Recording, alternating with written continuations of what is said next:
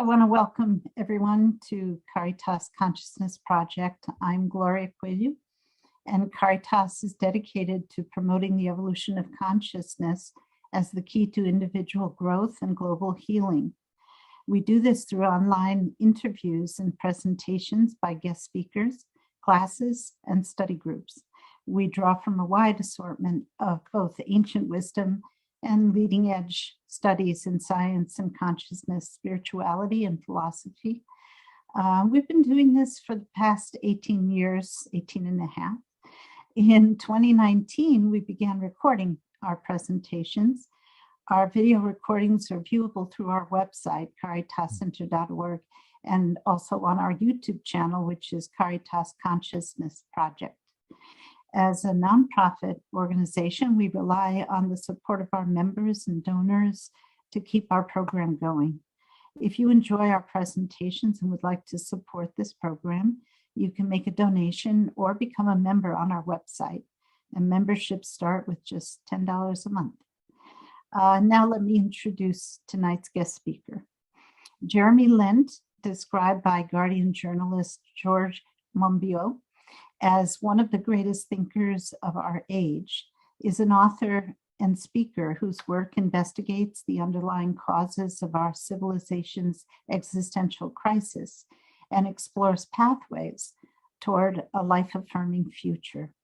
His award-winning book, The Patterning Instinct, A Cultural History of Humanity's Search for Meaning, examines the way humans have made meaning from the cosmos from hunter-gatherer times to the present day. I'm reading that book. It's wonderful. I love it. His recent book, The Web of Meaning, Integrating Science and Traditional Wisdom to Find Our Place in the Universe, offers a solid foundation for an integrative worldview that could lead humanity to a sustainable, flourishing future. He's founder of the nonprofit Liology Institute and writes topical articles exploring the deeper patterns of political and cultural developments at Patterns of Meaning. And his website is jeremylent.com. Okay, and so Jeremy, thank you so much for being here and welcome to Caritas. And I will let you get started. All right. Well, thank you so much, Gloria, for that introduction. I'm so happy to be here today and be able to share my ideas and thoughts with you. And yeah, a lot of what we'll be going over are actually the themes arising from that second book that Gloria talked about that just came out last year called The Web of Meaning. And we'll explore all of that. So I'm going to, in a moment, go into a share screen and take you through slides as I'm talking. And as Gloria mentioned earlier, I invite you to, if any ideas or questions come up as I'm talking, just sort of put them in the chat, and we're going to have plenty of time at the end after I've done the presentation for us to really have a Q&A and a general conversation about different, whatever ideas come up in your mind about these themes I'll be covering. So now I will share the screen. And here we see what we're going to be talking about today, weaving a web of meaning, how recognizing our deep interrelatedness lays a path to sustainable flourishing. And to begin with, I'd like to sort of start off maybe with like the big picture, if you will, our Earth. Here we are, the Earth from space, our shared home, our only place we know of in the universe right now that has life on it. And in this beautiful little spot of light, like life, first of all, billions of years ago, has only been the last 100,000 years or so that a certain species developed the technology and power to actually alter the structure and the basis of life itself on this planet. Of course, that's us humans. And we might ask, well, what kind of job are we doing? And the terrible answer is that we're doing an awful job. We just need to basically look around the world right now for all these like harbingers of a real daunting future with wildfires and floods and droughts that have all been caused by the climate breaking down as a result of our impacts. And as people are becoming increasingly aware of, we're facing a climate emergency on our Earth today. This chart, some of you may be familiar with something like this, just kind of shows the greenhouse gas emissions historically. And we're on a path right now for what scientists are calling catastrophic global warming just this century of 3 to 5 degrees Celsius. And what's really scary is that even if countries were to meet their pledges they've made at these summits to get down to like 2 degrees, for example, which would be aggressive compared to the pledges they've made, that itself is a prescription for disaster. And even the 1.5 degrees, which most people have agreed we're almost certainly not going to maintain temperature to, is considered by scientists to be not a safe target because of this amplifying feedback effect that happen. But here's the thing. This is just relating to climate, but even if by some sort of magic bullet, we were able to kind of fix the climate problem and get our climate back down to where it needed to be, it turns out that climate is really only just a symptom of a greater underlying problem, the way in which we humans in our current civilization have been relating to the earth. And in fact, what we've been causing is vast ecological destruction across the board. Like some statistics that are, each one of which is kind of terrifying in its own right. There's been a 68% decline in animal populations worldwide since just 1970 alone.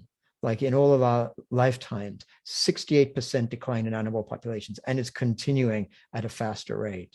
Right now, and because of that, and because of the overall destruction that's taking place, we're looking what scientists are calling the 6th great extinction of species since life began on Earth billions of years ago.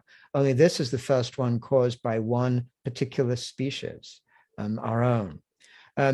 Even if things could turn around dramatically, it's basically certain right now that we're looking at the annihilation of coral reefs worldwide this century. And the UN themselves report that 95% of Earth's land will be degraded by 2050. But of all these statistics, here's the one that really blows my mind more than any other. By 2050, at the current rates, there will be more plastic in the ocean than fish by weight. So with all this destruction, what is even more terrifying to consider is that mainstream economists project our global production of the total volume of our production and consumption to triple from its current levels with all that destruction by 2060. So, and not surprisingly, many scientists, serious earth scientists, are warning that we're rapidly heading for a precipice. This is a diagram that's put out by an institute in Europe, coming out of a study called A Safe Operating Space for Humanity, that looks at 9 different planetary boundaries that we need to stay within in order to be sustainable and safe. We've already blown through 5 of those 9 boundaries. And so scientists are making statements like these, like soon it will be too late to shift course away from our failing trajectory. The Potsdam Institute professor, there's a very big risk that we will end our civilization. UN, ex-UN Secretary General Ban Ki-moon called it its global suicide pact. So when we're looking at this, it's reasonable to ask, well, how did we get to this place? And Gloria mentioned earlier that first book I wrote called The Patterning Instinct. And in that book, I looked at this question, basically, looking at the different ways in which cultures have made meaning out of the universe all the way from hunter-gatherer times to the present, and looking at how those different ways of meaning-making affected history. And one teaching that I felt got distilled from that book, the essence of what that book's about, simply is this statement that culture shapes values, and those values shape history. And by the same token, it's our values today that will shape the future. So let's turn our attention to look at what are our values today. Well, basically, our values are based on separation. I always feel this is an iconic picture, really, of our values. Here's all these people disconnected with each other, just connected more with their technology as they're waiting for their food and completely oblivious as to where that food actually comes from. It's just something that they pay for that they then put in their mouth as they go on to their next tweet or whatever. So our values are based on separation. And underlying, if we go one level deeper, we see there's certain elements to that modern story of separation, such as that nature is a machine, such as humans are separate from nature. Humans are separate from each other. That human progress arises from the conquest of nature. And that the earth is a resource to exploit for human benefit. And as a result of all this, the purpose of life ultimately is to get wealthy and powerful. But what I have shown in this book, The Web of Meaning, and what I'm going to take you through in this presentation today is that every one of those elements of that modern story of separation are not just dangerous, but they're actually false. And in the book and in our presentation today, I'm going to be integrating findings from science and traditional wisdom. We're going to be looking at how the findings from modern sciences like neuroscience and complexity science and evolutionary biology and system sciences points to the same underlying wisdom of traditional wisdom like indigenous knowledge, Taoism, and Buddhism. Basically, to this insight of our intrinsic interconnectedness. And we're going to explore what that means by turning to some of the existential questions that every human being asks at some point in their life, in some way or other. And here are the questions we're going to be looking at. Who am I? Where am I? What am I?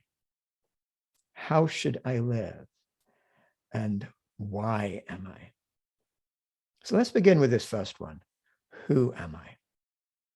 Well, if you ask somebody coming from mainstream culture, basically anywhere in the world today, pretty much part of that dominant culture, who am I? It's most likely that they'll give you some kind of answer that's based ultimately on this famous statement by Descartes, that pretty much if there's one statement in philosophy, everyone knows it's this statement: I think, therefore I am, cogito ergo sum. And it's viewed as the kind of foundation, if you will, of Western philosophy. And now when Descartes made that statement, if we look at what that's actually saying, basically it implies that our human identity, I think, therefore I am, our identity exists solely through our conceptualizing faculty. And the implication of that is that basically animals who don't think the way humans do, and even our own bodies, other than our that thinking part of our brain, are just mere machines.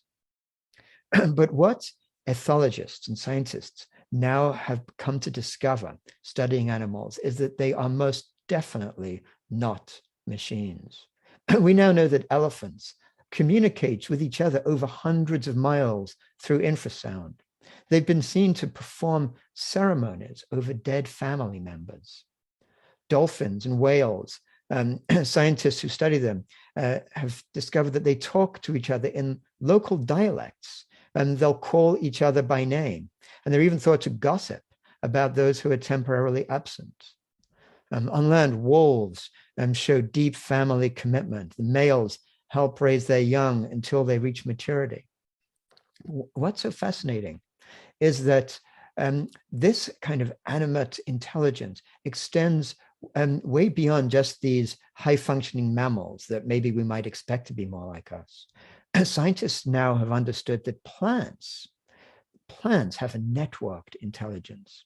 They have a distributed kind of intelligence with up to 20 different senses. And plants have now been shown to act intentionally and purposefully. They learn and have memories. They communicate with each other. Biologist Suzanne Simard calls it the wood wide web. She studied how they communicate through the tree's roots with a mycorrhizal fungal network under the ground in a forest. And they also use that same fungal network to actually allocate resources as a community. And here's what's amazing. Even if you go beyond plants, scientists who study the tiniest cells, single cells, of which we have like 40 trillion of them in each of our bodies, they've discovered that even single cells display a stunning intelligence. A single cell will have thousands of sensors and proteins. They send and receive hundreds of signals at a time. They're aware of themselves and others. A cell knows what to do. It cooperates in community, and they will make decisions as a group. Now, these findings about the incredible intelligence in nature is something that's kind of new to Western science, coming from that Descartes way of thinking.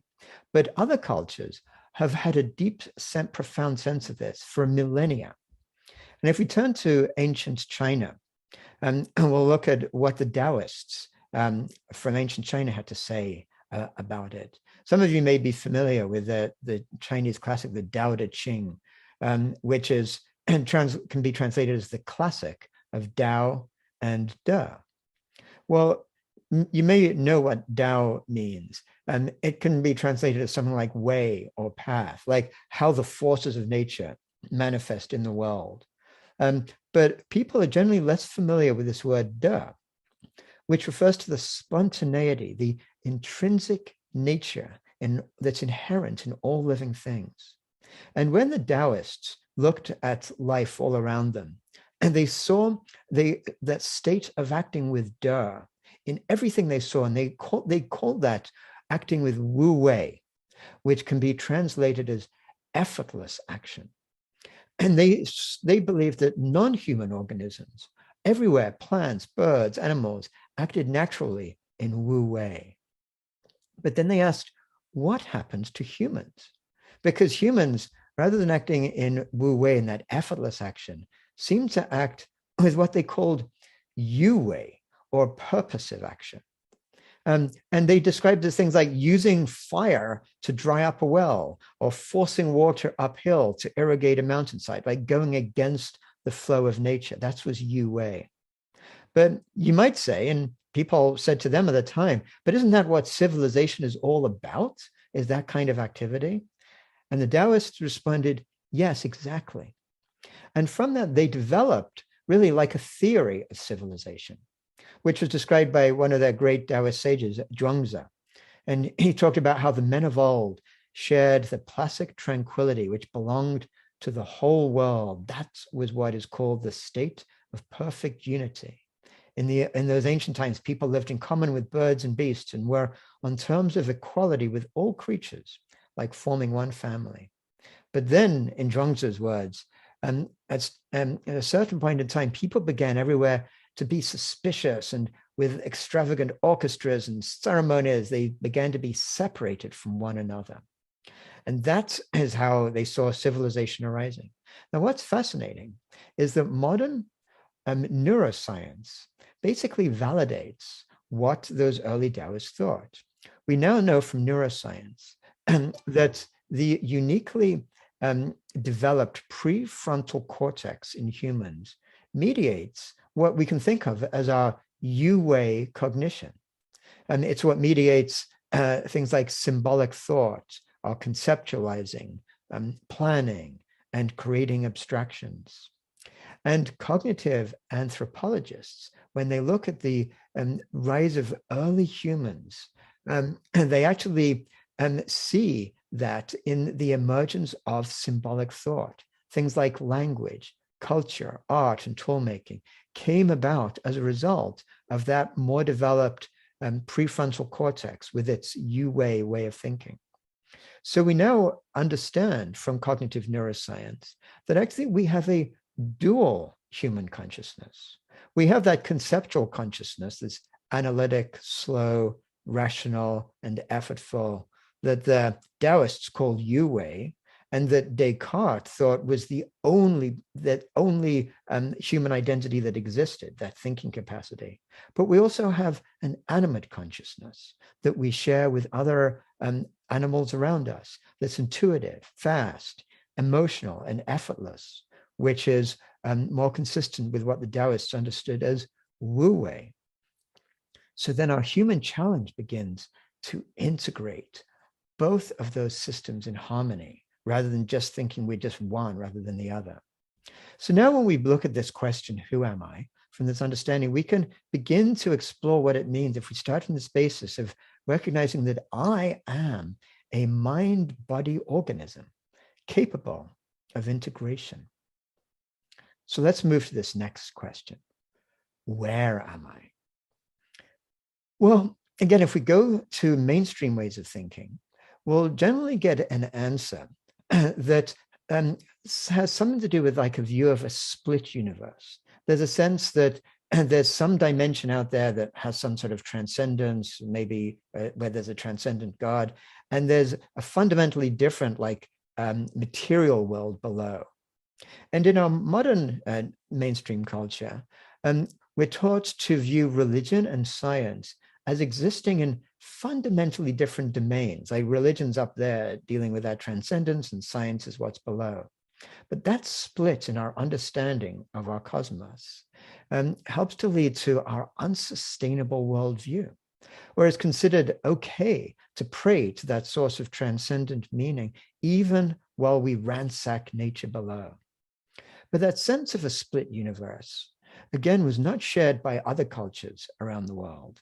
And if we turn again to China, this time to the school of the Tao, a school of sages from about 1,000 years ago, during a time that was called the Song Dynasty in China, we see a very interesting, different way of understanding the universe. So this people in Song Dynasty China were basically integrating the three great traditions that had been dominant in China for 1,000 years or more. Taoism that we just looked at, Confucianism, and also Buddhism, which had arrived many hundreds of years earlier in India. And during that time in the Song Dynasty, they integrated each of those three traditions into what they call the School of the Tao, and what we know nowadays as Neo-Confucianism. And for these Neo-Confucianists, the entire universe consists of what they called qi, which we can translate today as kind of matter and or energy, like all the stuff of the universe. But equally importantly was li, which they describe as the principles by which that qi is organized, the organizing principles of the universe. And they saw the totality of all the li in the universe as the Tao. That's what they sensed was what the Tao was. And what's fascinating is if we come back to the present and we look at modern system sciences, we find that they also point, just like those Neo-Confucians, to a connected universe.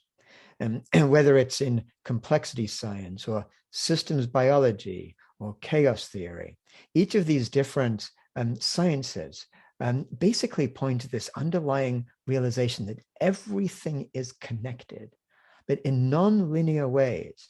So there was a famous question posed, you might have heard, by the founder of chaos theory called Edward Lorenz, who said, is it possible that the flap of a butterfly's wings in Brazil could cause a tornado in Texas because of the ways in which everything interacts non-linearly? And a fundamental lesson from these system sciences is that the interactions between things often tell us more about them than the things themselves. Whether we're looking at the flocks of starlings in the sky, or schools of fish in the ocean, or the ripples on sand dunes, or the entire weather system, climate system on Earth, or even the structure of galaxies, oftentimes it's the way in which they relate to each other that's actually more important than the stuff they're made of. Now, that can be like a hard thing to get our head around when we are steeped in our dominant culture, because that's the opposite of what we're told. So I'm going to invite you to do a little kind of a thought experiment with me, and to think for a moment of a photograph of yourself when you were a little child. So got that in your mind? Here's actually this is a picture of me when I was a little kid. Now, when I look at that little boy, I know that's me. And I've got the memory even to prove it. But here's the thing. There's not a single molecule in that little boy that's in me now. Almost all the cells in that little boy are different from the cells in me now. There are some cells that stay in the body through our entire lives, but even those ones are continually changing the components that they're made of, which is why I can be so sure that there's probably not a molecule in that boy that's in me now. And yet, that's me. So what is it that connects me with that little boy? Not the stuff, not the chi, but it's the organizing principles by which all that stuff was connected with each other, that retains its resilience, that actually gives me my identity rather than the actual stuff itself. So that's one key finding from system sciences. But when these complexity scientists and system scientists look at the universe, and they see certain universal patterns in nature. And one of the key things they see is what's called fractals. And fractals are patterns that repeat themselves at different scales. They indicate self-organized activity, and they're everywhere in the natural world. We see them in the patterns of coastlines, the patterning on leaves, in lightning, the patterns of our lungs, or the neurons in our brains and our consciousness. And when scientists now look at Earth itself and nature, they see nature itself as a fractally connected system. They see as that the principles that underlie the organization of a single cell are the same underlying principles as those that organize the organism, which are fractally connected to those principles of the species, which are then a fractal part of the overall ecosystem, which ultimately are fractally connected with the living earth, and we can call Gaia. So now, when we look at this question, where am I? We can start to answer it by realizing that I am part of a fractally connected, self-organized universe. So with that understanding, let's now turn to what am I? Well, one of these great Taoist Neo-Confucian sages from about 1,000 years ago, his name was Chu Shi, made a wonderful statement at one point. He said, if one wishes to know the reality of Tao, one must seek it in one's own nature. So if we turn to somebody, again, in our dominant culture today and ask them, what is our nature? It's quite likely that they'll give you an answer that's based somewhat on this theory of the selfish gene that was popularized by Richard Dawkins in the book of that title from the 1970s. And in that book, which became a massive bestseller, and sort of the thoughts pervaded our modern ideas of who we are, he says we and all other animals are machines created by our genes in a highly competitive world. And a predominant quality to be expected in a successful gene is ruthless selfishness. And if somebody feels that they have more than just a superficial understanding about biology and evolution, it's likely that they'll tell you, based on this understanding, that the gene is the fundamental unit of evolution, that it dictates everything about the organism, and that it's inherently selfish and competitive. But what modern evolutionary biology and systems biology has now shown us is that every one of those statements about the gene is actually false. It turns out that the genes are actually part of an iterative process with the cell in which they're embedded. That rather than dictating everything about the cell, they're part of a vibrant, dynamic, circular flow of interactivity. So now leading biologists tell us we should think of the genotype more like an artist's palette, like a repertoire of capabilities that the cell can select based on its particular needs as determined by the environment. It's a very different way of understanding organisms. And what is kind of mind-blowing and fascinating to understand this a little more clearer is this: spend a moment to think about this grasshopper. It's like a gentle, solitary creature just kind of munching quietly away on this leaf. Well, it turns out that grasshopper has exactly the same DNA as a horrendous, aggressive swarm of millions of locusts that are known to like destroy millions of hectares of land in just hours. And that's the same DNA at certain points. And the grasshopper, when it senses certain things in the environment, will change the expression of its genes and actually change its form, even the shape of its brain, and actually become a different kind of creature. Then at a certain point, the locusts will calm down and change themselves back to grasshoppers. So that shows that the gene is not the dominating everything about the cell, about the organism. But what about this question of selfishness? Have we just kind of moved the locus of selfishness from the gene to the organism? Well, when evolutionary biologists now look at the evolution of the complexity of life over billions of years, from when it first began on Earth about 4 billion years ago, they've seen that there's only been a few major shifts in that complexity. When single cells went to being complex cells, to multicellular life, to the rise of simple animals and then mammals. And what they have found is that every one of those transitions arose not from greater competition, but actually through increases in cooperation between different species, learning how to cooperate together.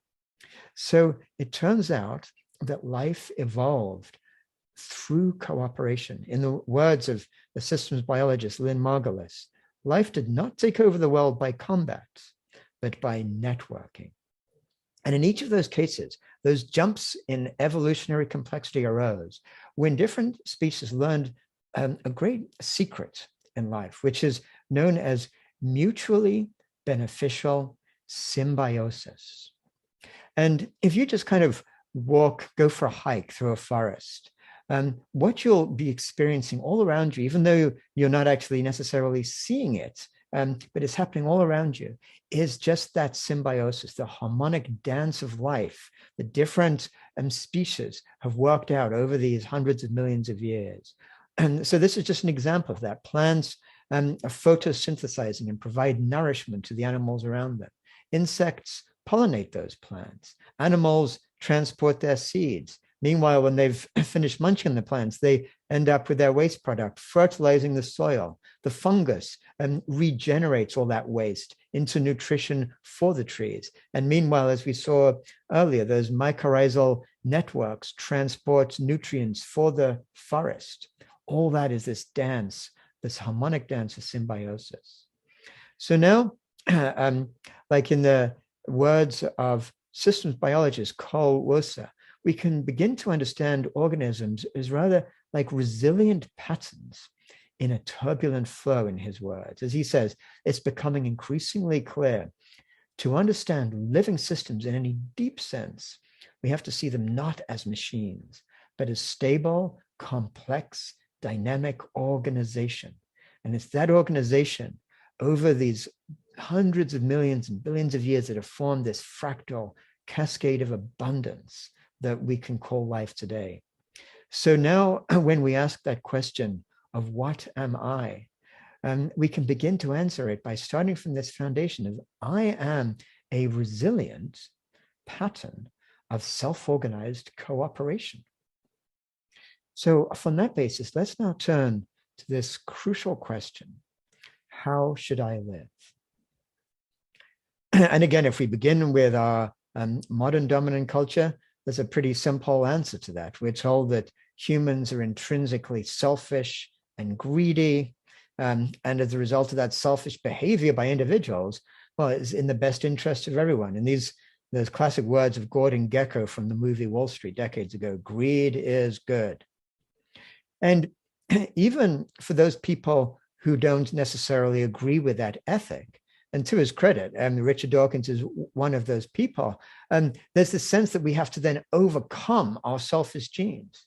In his words, he says, let us try to teach generosity and altruism because we are born selfish.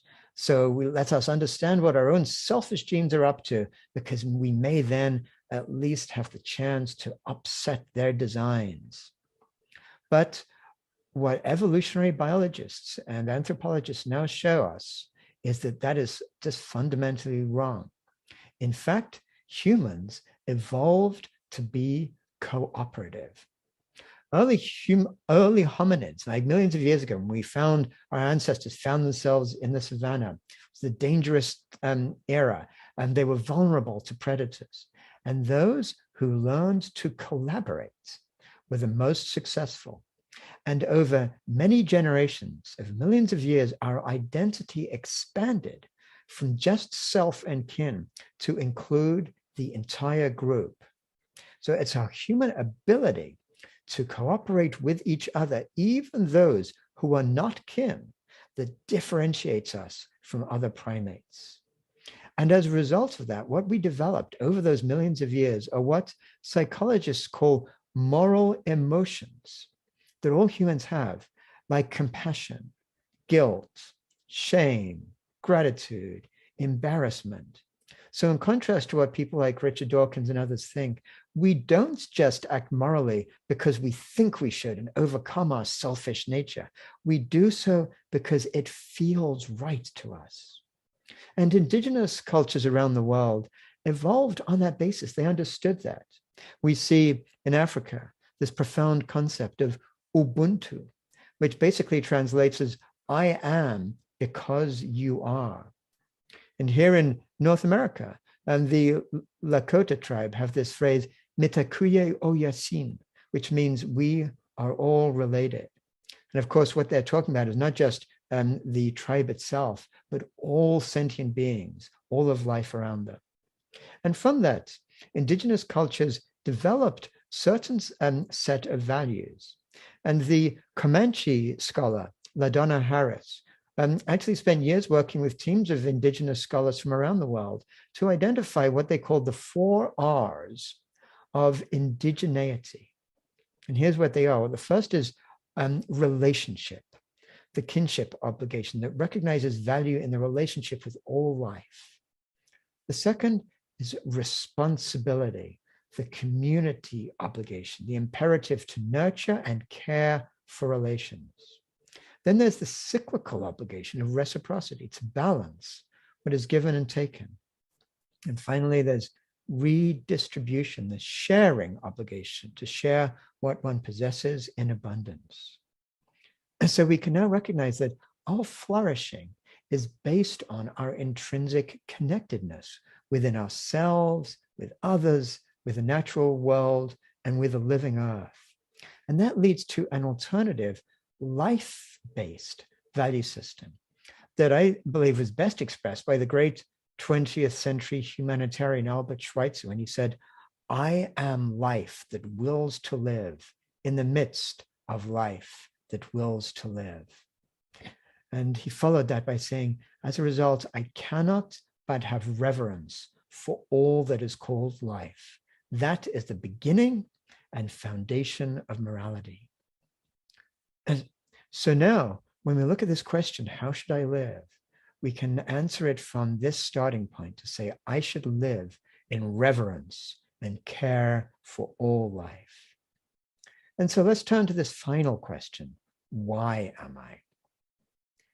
And if we start again answering that from the dominant culture's viewpoint, we're basically told there is no answer to that question. We live in a pointless universe. This is a statement made by the famous reductionist, a Nobel Prize-winning physicist called Steven Weinberg, who is a spokesman for this reductionist way of thinking. And he said famously, the more the universe seems comprehensible, the more it also seems pointless. But if we look at understanding meaning itself as a function of this very connectedness that we've been exploring in this presentation. What we discover is that as the number of connections increase, they lead to a phase transition and the emergence of new meaning. And we see that in everywhere around us, the systems in which we're embedded. So, for example, when words connect, language emerges. When organisms connect, an ecosystem emerges. When neurons connect, consciousness emerges. And I expect many of you have had that kind of peak experience at some time in your life, maybe, when you've had that sense of just the sense of this oneness of all things, of all of life, the loss of your separation of self, being one with everything. And oftentimes when we have that experience, it'll be profoundly meaningful to us, but then we'll be told, well, it's not scientific. It's fine for you to have that because that's the opposite of what science tells us. But what we now get to realize is that actually that experience is validating what science tells us. Science tells us that is the reality in which we live. In fact, we live in a vast fractal universe with patterns that are both recognizable and forever unfolding, one that's mysterious beyond human comprehension and yet manifests a deeply meaningful harmony that permits us with reverence and awe to touch into its unfathomable glory. And that connectivity has implications. Basically, what it tells us is that everything you do in your life creates those Lee ripples, which affect everything else in the universe. Leads to this principle of the ultimate connectivity of everything in the cosmos. We exist basically in an ocean of Lee. And those Lee ripples exist within each of us.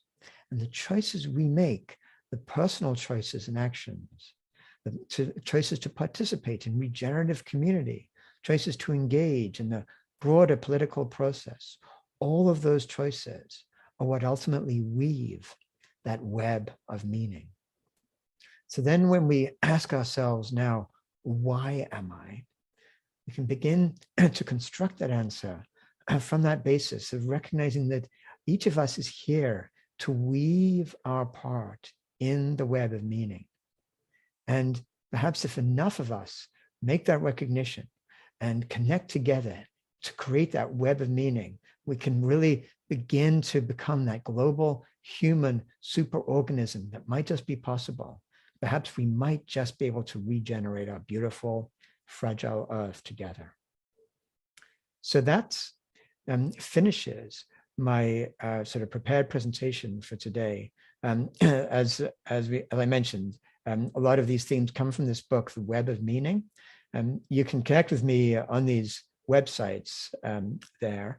And you can also connect with others who are inspired by these ideas and connecting together in an online global community called the Deep Transformation Network at that website that you see down below, that deeptransformation.network. So I'm going to stop sharing my screen now and look forward to engaging in conversation with you. And in particular, if you've had any questions that arose as I was talking, things that you just want to explore, I'd be happy to answer those. And any reflections, anything you want to share that arises from that, let's engage and talk about that. Thanks very much. And just as a reminder, if you have a question and you have your video off, please type it in the chat rather than asking it out loud. Okay. Natalie, did I see you start to raise your hand? No, not yet. Okay. Anybody have a question or a comment? Yeah, this is kind of like synchronicity. By the way, I read your book, or most of your book, The Patterning Instinct, and I just really love everything you say, and I'm glad to hear it spoken.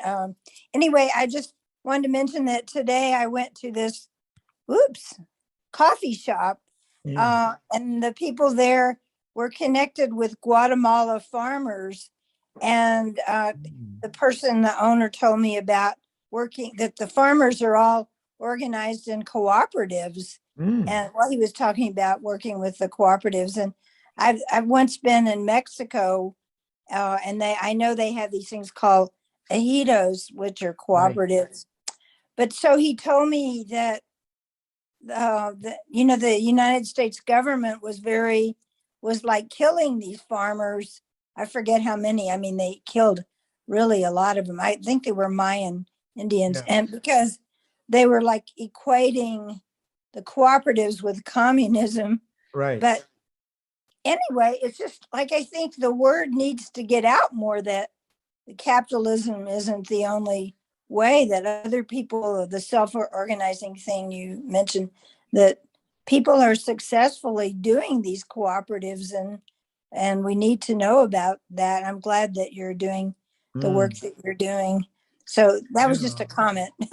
Yeah, well, thank you for that. And actually, I think it's very right on comment about really we can understand our sort of global capitalist system today as essentially the sort of manifestation, the economic manifestation of that worldview of separation and exploitation. And I think people oftentimes make the mistake of getting stuck in this sort of binary, as if, well, if you don't do capitalism, then the only other alternative is communism or socialism. And well, they tried that and look what happened. And it's like, then we feel we're stuck. But to your point, there are very different ways of organizing our human society and our economics that have to do with that shared commons-based way of, and cooperative-based way of being together. And in fact, a lot of work I'm working on right now, and another book I'll be finally publishing once it's completed, looks at this vision of what people call an ecological civilization, like a vision of what it would look like if we reorganized our civilization, not to become socialist or communist rather than capitalist, but actually to be based on the same principles that life itself is based on, the ecosystems thrive for millions of years based on. And that's just a fascinating and exciting way of looking at a different way that we can actually thrive on Earth. So thank you for raising that. Oh, thank you. Natalie, you have a question? Yes, I do have a question. My concern is, well, first of all, I observe that there is organization among human people who are trying to do something about the health of the earth. But my question is will it happen in time?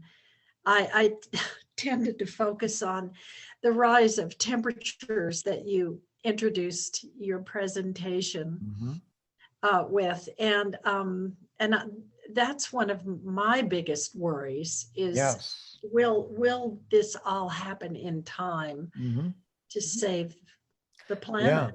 Yeah, I hear you, and I think that's a very appropriate thing to have as your biggest worry, and I share that with you. And I see there's no guarantee that it will happen in time. In fact, right now, if we look at those trends I was showing you at the beginning of that presentation, and there's so many more trends like that, right now, everything is moving in the wrong direction.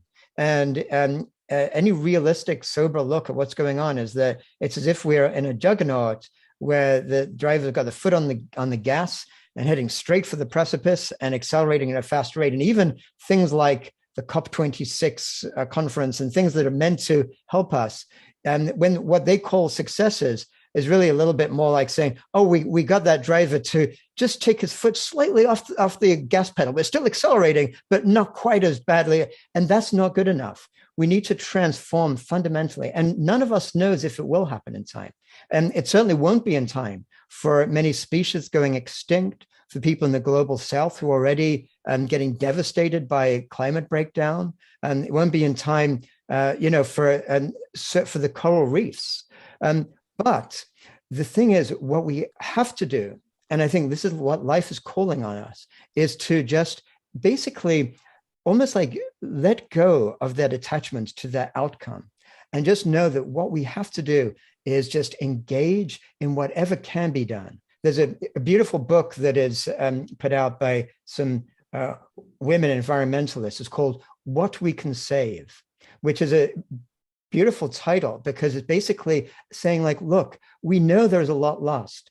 And will our civilization ultimately collapse? None of us has any ideas. Many people think that may be, some people think not. The point is, what we can do is try to work together to save what we can, to actually recognize it's an emergency and do really, life is calling on us to step up to the plate, to do more. And none of us can know what the outcome will be, but all of us know that we can do something today and tomorrow that can make a difference. Mhm. So thank you for raising that crucial question.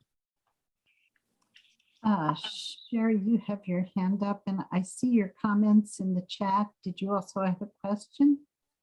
Yes, yes. Yeah. Well, hi, Jeremy, and thank you for this really inspiration. I've been in this field for a very long time, and I've been tutored by Elizabeth Sartoris. Elizabeth, she's an evolutionary biologist since 1997. Right. So, and my master's in whole systems design and designing with principles of living systems. So a lot of this was very familiar, but I love the clarity and simplicity that you're bringing here, because I think that I have two related questions. One is that part of the problem is that there's so much not being made visible about this story.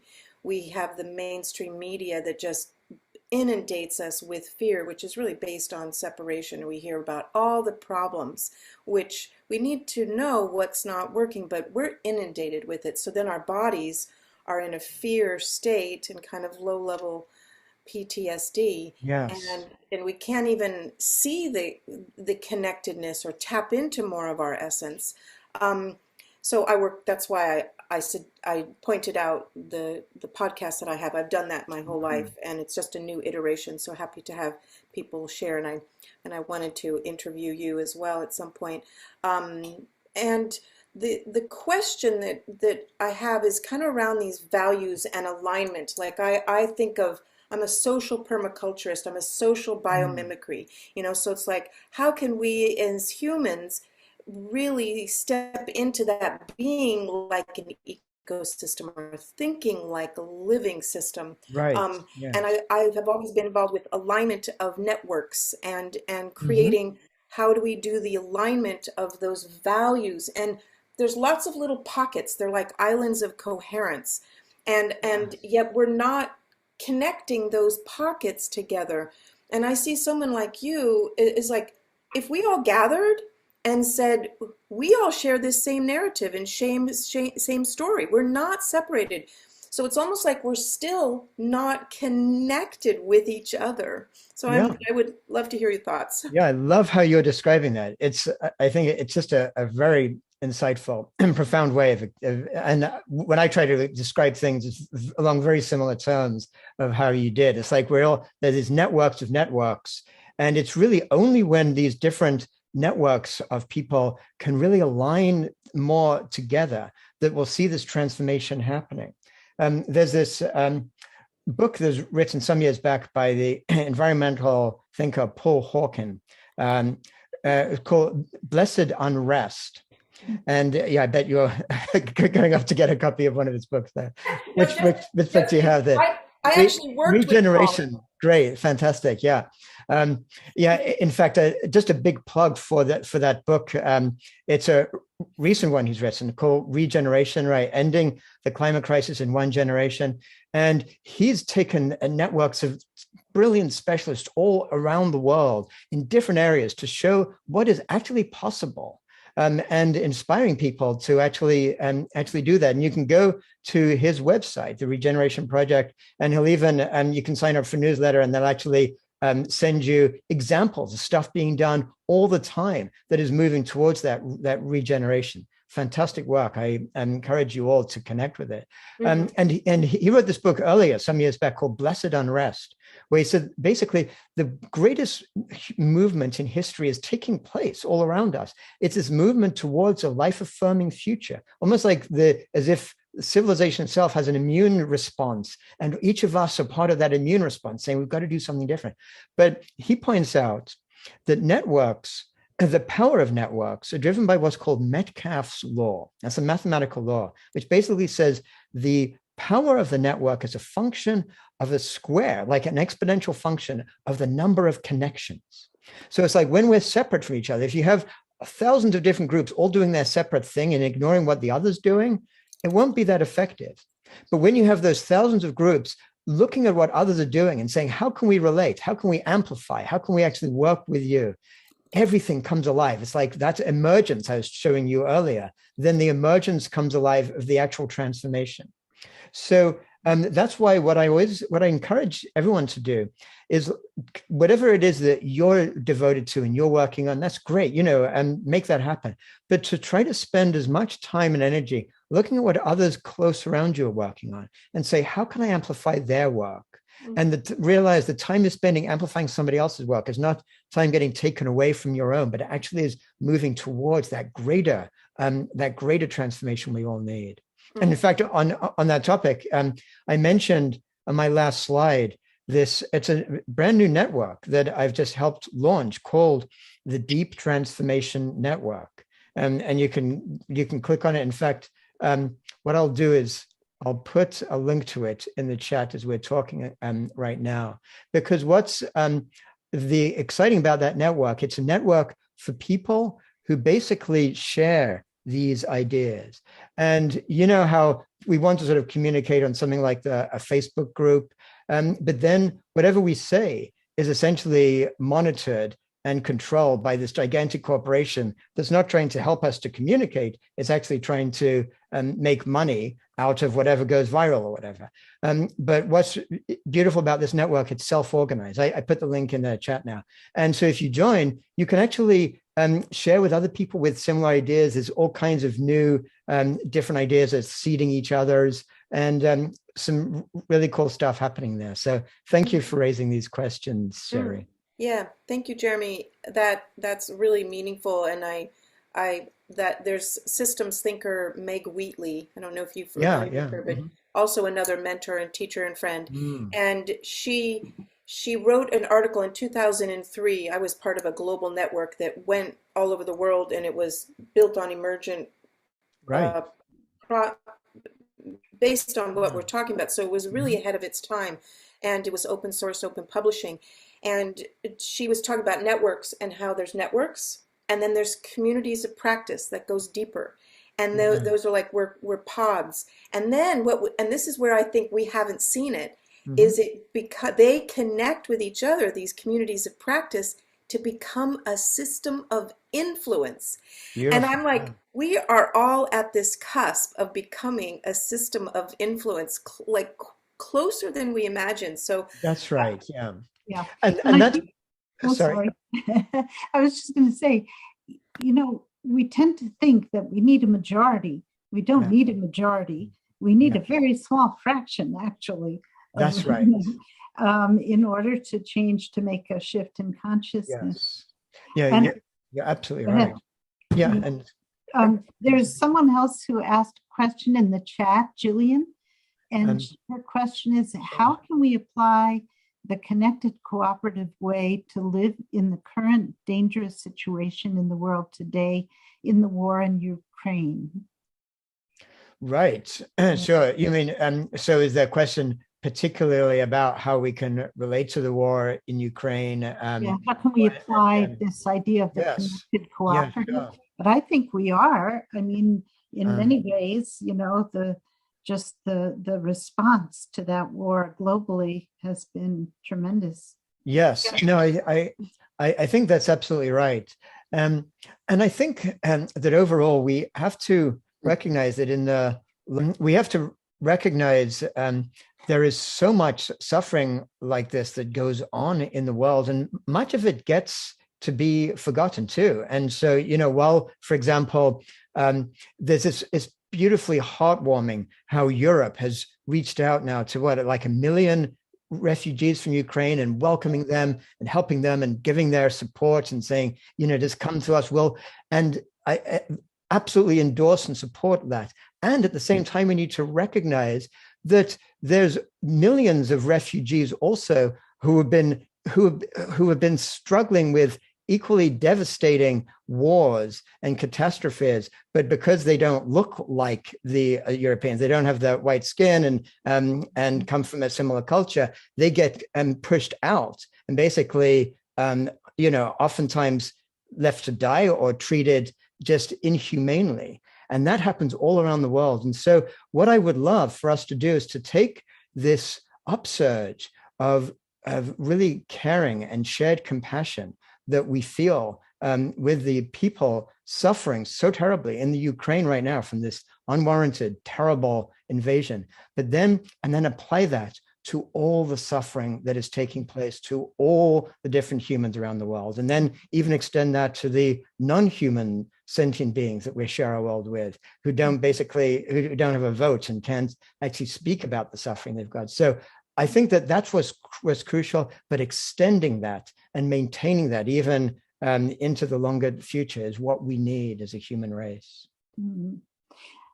There's a question from Kalandra. How did you get interested in this topic? These topics. Sorry. Yeah. Well, thank you for that question. It was an interesting kind of circuitous route for me, in fact, because actually I spent the first half of my life really totally embedded in that culture of separation and that capitalist system that I'm now critiquing so much. In fact, in the early part of my life, I actually had an MBA, and I took a company public during that first .com boom, and basically it was great success taking it public, etc. But then things crashed around for me. What actually happened is my wife at the time, she passed away some years back. She got sick. I left the company to look after her. But I left too soon. It was one of those internet.com companies, and it basically crashed. But then I lost the connection with my wife, who suffered cognitive decline even while I was looking after her. So I felt very much alone, as if things that I built around my life just kind of crashed. And I was determined that I was going to, with the rest of my life, do something that was truly meaningful. But then I asked myself, where does meaning come from? It looked like I'd gone through some sort of wrong paths in that first steps in my life. So I started kind of peeling the onion of like, where do these ideas come from? And that's what led me to do the research that led me to write The Patterning Instinct, which was basically, I was sort of thinking of the book that I was looking for when I was asking these questions, but I couldn't quite find. So I ended up writing it. And then really through my own putting all these different things together from these insights from different traditions, pull my own sense of meaning together, which I've expressed in the Web of Meaning. So thank you for asking that. Well, thank you for where it took you. Yeah. It's interesting. I have another question, if I may. Thank you, Jeremy, for answering. I'm Kalandra. I'm actually Gloria's daughter. And that was my question that you just answered. But I am also an entrepreneur and in a .com, if you will, but not during a big boom, I guess. But I work with, my company we aggregate a lot of socioeconomic data, and we make it available to other companies and to economic development organizations and city and county governments, and actually the federal government. We do such a good job of aggregating all of their data. We sell it back to them. Wow. But what my question is that right now is kind of this really interesting moment in time where, as you pointed out in the earlier part of the presentation, we're facing all of these incredible challenges. Those are accelerating. Those have been exacerbated by the pandemic in a lot of ways. Although in the beginning, the environment like magically cleaned up overnight when we all went home for a while, but it was only temporary. But I think in some ways, because COVID has shone a light so much more starkly on a lot of what is happening around the world, and kind of made everybody pay attention in a way that in some ways we really hadn't been before. there's this big shift, and you quoted the United Nations and some other very important leaders and, scientists and so forth, all kind of pointing to the fact that it's an urgent situation. We need to address it now. Suddenly, there's all of this federal money, not just from our government, but a lot from our government, that is going to communities to build back better, like even in government and business, and every corporate annual report is focused on ESG. They don't necessarily fully understand it yet, but they're all putting money into it and making commitments toward it. And the federal government is providing all of this money to basically reshape communities in a new way and rethink, build back better. Like if you think about what that means, it's like, well, we went through this period of COVID and we've had all of these natural disasters, and now we have an opportunity to do it better. So I feel like there's this real increase in consciousness, like toward everything that you've been pointing to. And we're at this precipice where we could really grasp it. And there's even funding to do it, and corporate commitment and government commitment, but I think not everybody really fully understands how to move in that direction collectively. Mm-hmm. And obviously there's also a lot of resistance to that. So I don't know exactly what my question is, except like, what are your thoughts around all of that, and what is a path forward? Yeah. Thank you for sharing that. And I honestly believe sometimes the best questions are the ones that just arise naturally from exactly what you've been describing. So that's great. And I hear what you're saying about some of those kind of more hopeful developments. But one of the concerns is that, and I don't want to sound too depressing about all this stuff, to that question we were looking at earlier. But while, for example, there's federal funding, there's obviously a lot of that has been blocked by our political stalemate in Washington and all that. But there's trillions of dollars worldwide that continues to go to subsidize the fossil fuel industry.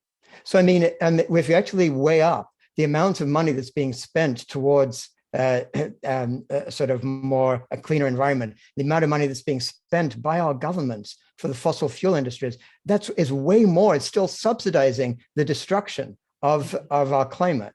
But it goes even beyond that. And it's hard to sometimes get a handle on this. But what we need to recognize is that even while the corporations are talking a good talk about ESG and about making this sustainable and investing in this and like net zero by 2030 or 2040, whatever it might be, we need to realize that those are still oftentimes what people call greenwashing. That basically we have to understand that corporations, the way they are legally structured in our current society, is to make a profit at all costs, and to do that, to not just make a profit, but to make more and more profit as faster as possible at increasing rates of return, which is why, remember that chart I showed you at the beginning of the presentation, we're looking at a tripling of our global production and consumption by 2060, just based on standard conventional economist projections because of that system. And I'm not saying that the corporate executives and people in the corporations don't have the best intentions and want to be doing good in what they're doing. But the point is that they're within a system that is designed to basically do the exact opposite. And the system is designed so that if there's something is made more efficient, rather than a company saying, "Oh, good, we don't have to make as much of this now because we've made it more efficient. So let's plan to sell less." And they do the opposite. They say, "Let's now sell even more because now it's more efficient and it's more. It gets to be more profitable." And there's actually got a name in standard economics. It's called Jevons paradox, because Jevons was the person who first discovered that with the invention of the steam engine back in the 19th century, which is why I focus the attention on having to look at changing the deep structural elements of our system, that it's not enough even to invest in renewables. And of course, we must do that. Those are good things to do, and I'm not descrying that. But we have to look at the structural changes, and those are possible, and they're not even impossible. For example, we could overnight change our whole corporate system if we basically made it a law that every transnational corporation had to recharter itself to have a triple bottom line. Like right now, we have this triple bottom line, which is a choice that a company can make. And a triple bottom line refers to not just profit, but also people and planet. So basically, that you have to look at, you can have a financial bottom line, but also optimize for all the people interacting with your company and for the overall global Earth.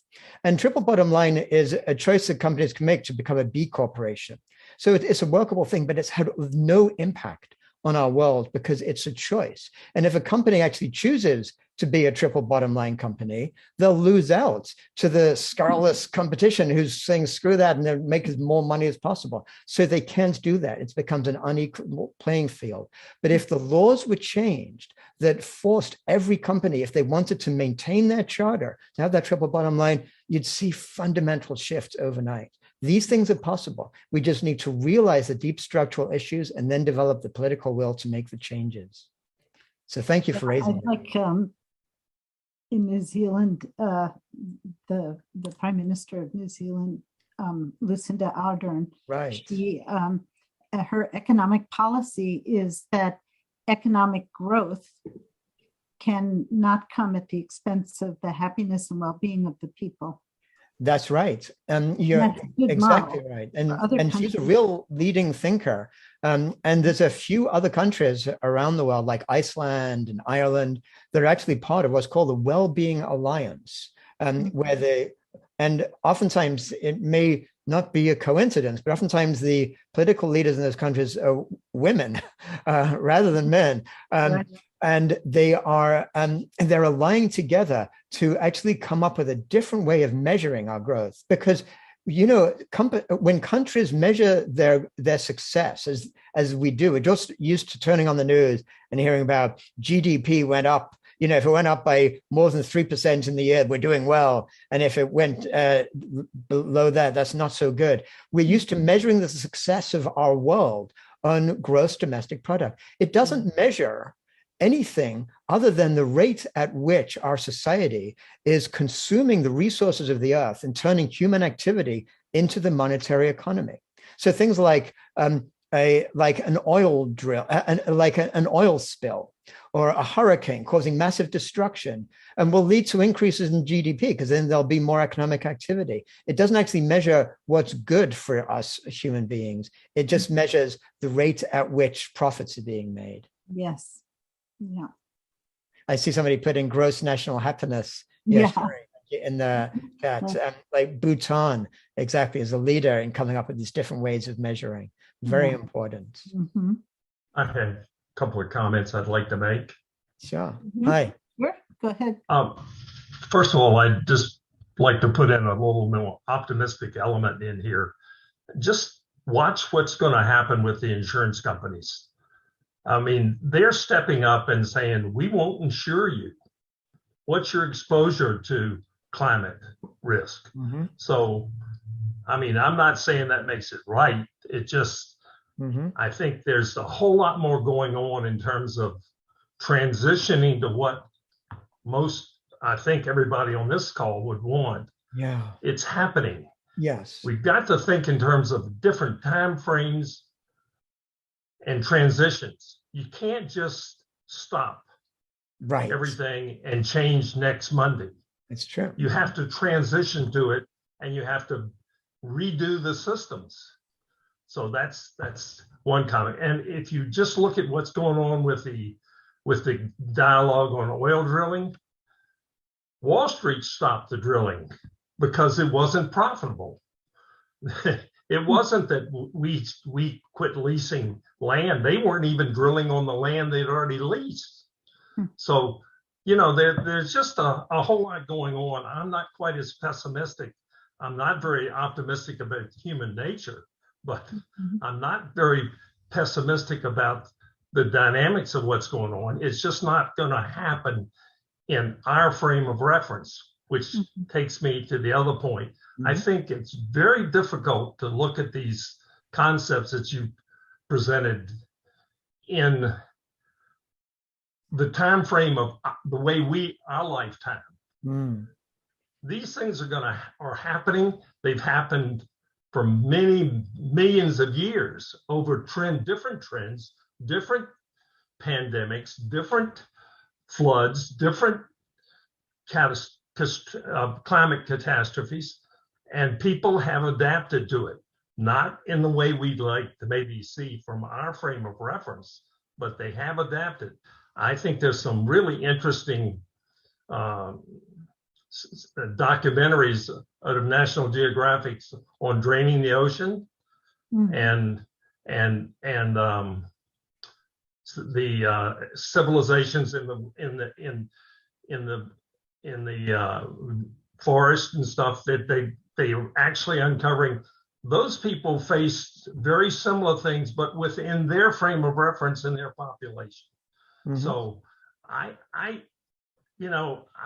love to see all this change immediately. And I get very disturbed and very upset at a lot of it, but it is changing. It is changing. And one-dimensional definitions of capitalism or socialism is just not very productive. Yeah. Thank you for that. And I hear a lot of what you're saying. There's a ton of very positive developments going on, even while there are negative developments going on. And oftentimes, I don't really consider myself actually to be an optimist or a pessimist. There's a great word that a friend of mine once came up with. He said, I consider myself to be a possibilitarian, which I love, because that's how I see it. I think that there's the author Rebecca Solnit, who some of you might know. She wrote a book called Hope in the Dark. And she pointed out that basically being an optimist or a pessimist, either one is kind of a cop-out. Because if you're a pessimist, you say, oh, it's all going to hell. There's nothing I can do about it. It's like we're headed for disaster. And if you're an optimist, then it's equally, you say, everything's going to be okay. I can do my little thing, but it doesn't really matter because it's going to be okay in the end. But the what's really called for is engaging and actually doing the most that we can do. And I really applaud the focus on the positive, because we get so much negative stuff in the news. It's heartbreaking to actually, just read the news from one day to the next, if you actually read it with an open heart, an open mind. And it's so difficult. And so it is important. And things like, we were mentioning earlier, that regeneration. If you look up Project Regeneration, you can sign up for a newsletter where they'll tell you every week all this great stuff that's going on, so we can get energized by. So I think most of all, though, what I do like to remind people is that we do need to look at the deeper structural underlying issues. That there is a sense of false optimism that is almost as dangerous as false pessimism, to just say, oh, I'm just going to focus on what's good and everything's, it's going to be okay. And look at this positive, look at that positive. You're not actually helping the world to lead to that future flourishing if you just focus on that. I think burying your head in the sand. Yeah, right, exactly. You need to look at this deeper issue. Yeah, and this is, we were talking about this a little bit before we started. We got started this evening. Yeah. Andrew Harvey's term, sacred activism, is the idea that so many spiritually minded people tend to, as you were just pointing out, kind of bury their heads in the sand, in the sense that, well, it's all illusion. It's all illusion. This is all a dream. So I just can, focus on the reality, and I don't have to do anything about the environment. And then on the other hand, a lot of people who are activists they're not heart-centered. They're not, they're doing their activism, not all of them, because there's lots of wonderfully heart-sent, thank God, but a lot of activists their activism is informed by rage, by anger, by Right. fear, by Mhm. frustration, Mhm. and that just feeds the problem, right? Well So said. we need both. We need a combination of Mhm. spiritually awakened, or at least heart-centered That's right. people doing the activism. And I Yeah. think that's what you're saying. I love how you're describing it, Gloria. Thank you. It's such an important way to approach all this, is that notion of sacred activism. And there's another writer, rabbi in the West Coast, called Rabbi Michael Lerner, who's religious activist, and he's written a book called Revolutionary Love, and I love that concept too. It's this notion of engaging, but not seeing the people who are doing the bad stuff or whatever as the enemy, because they're not the enemy. In many ways, they're actually being manipulated by the same forces that are causing the destruction in the first place. But coming from love, coming from the sense of our shared humanity, actually is what the only way we're going to turn around to where we need to come. Because if we look at the others, the people who are causing damage as being other, that basically amplifies the separation. And it's only through overcoming that whole separation in the first place that we can move to where we need to go. So thank you for raising that. Yeah, and in answer to at least a part of Calandra's question, I would say that, in terms of, small communities and what a difference they can make, it starts with conversation.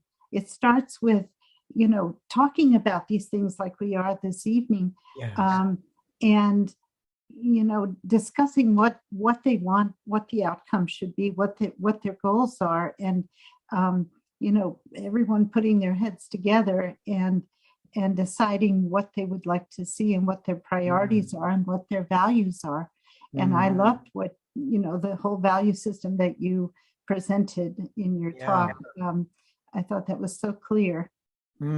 Thanks. And just to follow on from what you're saying, one of the hardest things really, when we do look at the news and you look at the devastating news and terrifying, is it's so hard to hold. It's very natural as human beings for us to want to close that down or shut that down, just push that away or whatever. And one of the things I think we need to recognize is the enormity of what's happening. It is so big that we need to turn to others around it. And we need to allow ourselves to feel it like true grief. It's called ecological grief, but not get so overwhelmed by it that we lose then the energy to be able to move into an engaged place. And I do think that's where sharing with others is crucial. And so some of you may be familiar about the work of Joanna Macy, another profound thinker, very spiritually oriented. And she's helped to launch this organization called The Work That Reconnects, which is another great global network organization where people who have similar concerns and approaches, just like this group here today, and oftentimes it allows them to connect with others, to feel into that ecological grief, but then to feel actually part of the solution, to actually work together, to be engaged in a way that feels very positive. Yes. Yeah. Anybody else? I just think this is so important, to just brainstorm where we want to come from. It's the whole consciousness thing. And there's so many things that you said. Edna, did you have a question? Oh, well, just another comment. Just that, another person that I've read in my life is E.O. Wilson, and he pioneered the concept of cooperation among animal species to try to bring that more toward a human recognition of that. But, and that animal species are more successful if they're in a cooperative mode. So I mean, there ought to be good stories of success out there, but we're just not getting them. I do remember there was a magazine called Yes. I forget the people's names but they were kind of well known. David Corton, I think. That's right. Yeah. In fact, David Corton is a friend of mine. In fact, he's a wonderful person. And the Yes magazine is actually is another wonderful place to really focus on what's positive. And just while you're mentioning, just right before we go, let me actually share with you an article I wrote in Yes magazine last year. Because basically it's called "What Does an Ecological Civilization Look Like?" I just posted it in the chat. You may not recognize, it says tiny URL. So that's, if you click on it, it will get you to that article where I basically laid out this vision of what is really possible. A vision of something we can really get excited about, we can get behind, that does involve a true transformation of our system. But doesn't sort of tear our hair out and say it can be done. Actually says it's doable. It's actually, we can visualize it, we can see it, and it's being done right now by different groups around the world. So yeah, I invite you to take a look at that article. Yeah, so that I just want to agree with you that we need to hear these stories, because we, right. you know, we know all about corporate horrible and you know how they work, but we need to hear how these other things work. So I'll have to look at, I'm glad that you brought those references to us. Thank you. Yeah, and thank you for raising that. Well, great. Well, so it does look like we're pretty much hit our time horizon here. But I really want to thank you all for, this feels like such a rich discussion. Really appreciate all the different perspectives and heartfelt caring. I just feel the caring in every one of you that has been speaking today, and thank you for that. Thank you so much, Jeremy, for making the time to be with us this evening. And thank you for your work. Thank you for your 2 books. And we'll continue the conversation online. That's great. Website, right? Okay, take care. Look forward to everyone touch. being here. Okay. Bye. Bye-bye.